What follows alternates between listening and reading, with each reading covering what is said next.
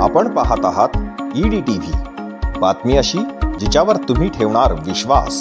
4 डिसेंबर पासून पूर्ण महाराष्ट्रभर अंगणवाडी कर्मचारी संघटनांचा संप आहे। यामध्ये 6 संघटना सहभागी आहेत। त्यांचा प्रामुख्याने संप जो आहे तो अंगणवाडी कार्यकर्तीला 26,000 रुपये मानधन मिळालं पाहिजे आणि मदतनीस ताईला 20,000 रुपये मानधन मिळालं पाहिजे। ही प्रमुख अशा प्रकारची मागणी आहे।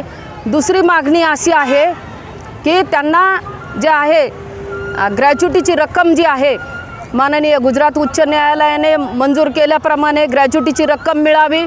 तसंच त्यांना संघटनेने प्रस्ताव जो दाखल केलेला आहे पेन्शन लागू करण्याचा तो प्रस्ताव लागू करण्यात यावा आणि अंगणवाडी भगिनींना सरकारी कर्मचाऱ्याचा दर्जा ताबडतोब देण्यात यावा। अशा या प्रमुख मागण्यासाठी 4 डिसेंबर पासून महाराष्ट्रभरातल्या सर्व अंगणवाडी कर्मचारी संघटना संपावर गेलेल्या आहेत। म्हणून मानधन ताबडतोब लागू करावं आणि सरकारी कर्मचाऱ्याचा दर्जा लागू करावा ही आमची संघटनेच्या वतीने नम्रतेची विनंती आहे। आज आपल्या चौफुलीपासून ते कलेक्टर ऑफिसपर्यंत इथं लॉंग मोर्चा काढण्यात आलेला आहे।